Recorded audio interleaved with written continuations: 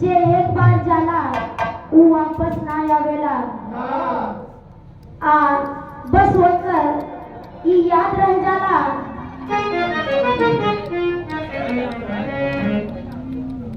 एगो निर्गुण के माध्यम से आप लोगों के बीच में हम सुनावे जात बानी।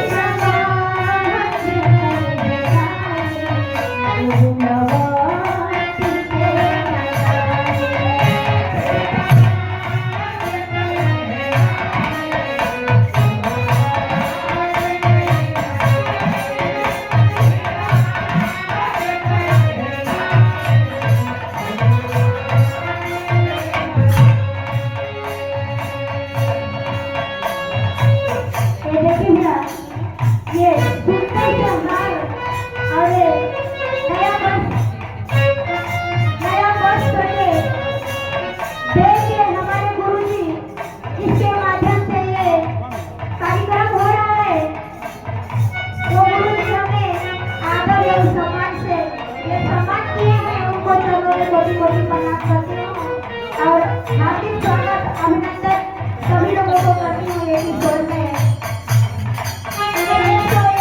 का पुरस्कार दिए हैं उनको मैं तहे दिल से नमस्कार और धन्यवाद करती हूँ।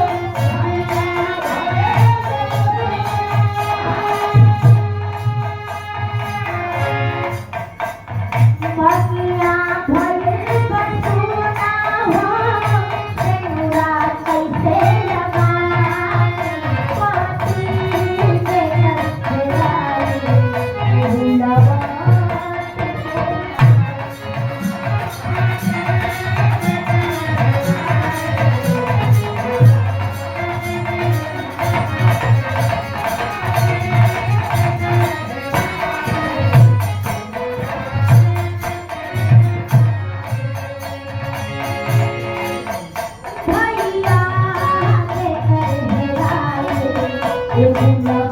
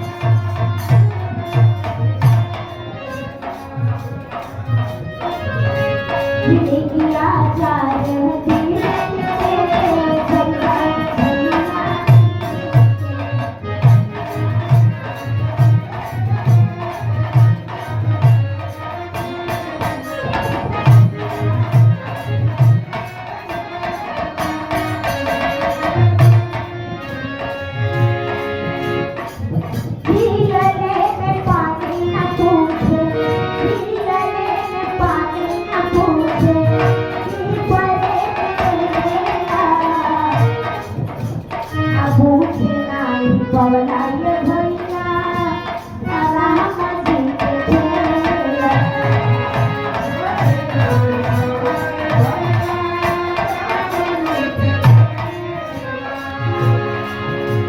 ये कदी के जाइबा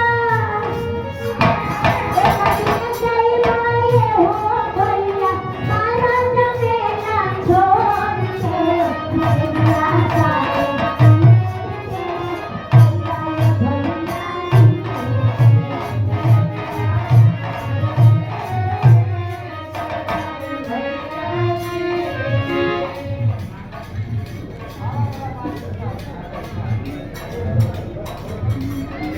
देखिए भैया ये मानिए हमारे दिलीप राज भाई के तरफ से 20 रुपया का पुरस्कार हुआ है।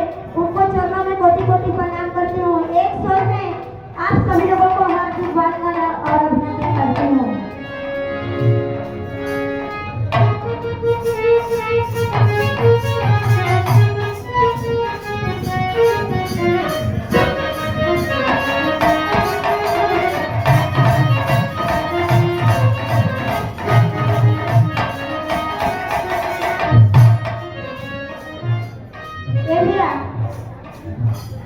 ये जमाना में जौन हो रहल बा एगो सामाजिक रीत सुनावे जात बानी। ई जमाना में ऐसा भइल बा कि एक घर में लड़ाई आपस में होत रहल बा। एगो माई और एगो बाबू बाड़ा और उनकर तरफ से 2 ही बेटा बाड़ा और बेटा में आपस में रोज लड़ाई झगड़ा होत बा। माई रो रो के कहले का बा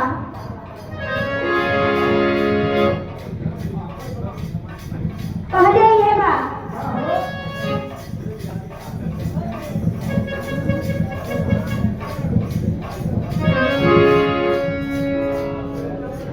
अरे पाटिली हला घरावा तुअर पाई पाई। अरे पाटिली हला घरावा तुअर पाई पाई। आके करा संग में बाबू ते करा के माइयो।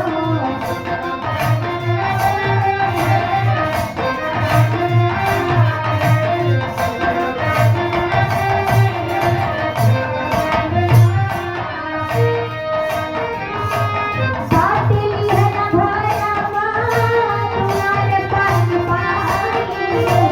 पाटिली हला घरावा तुअर पाई पाई। तेरा संग में बाबू ते करा के माइयो।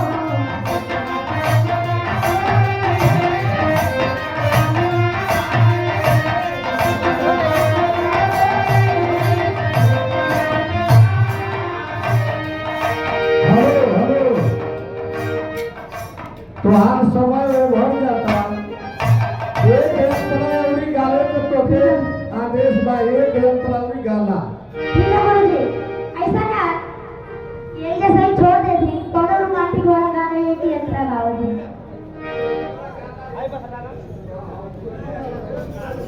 कार्यक्रम ठीक है, ठीक है। सबके लिए ध्यान में रखना है।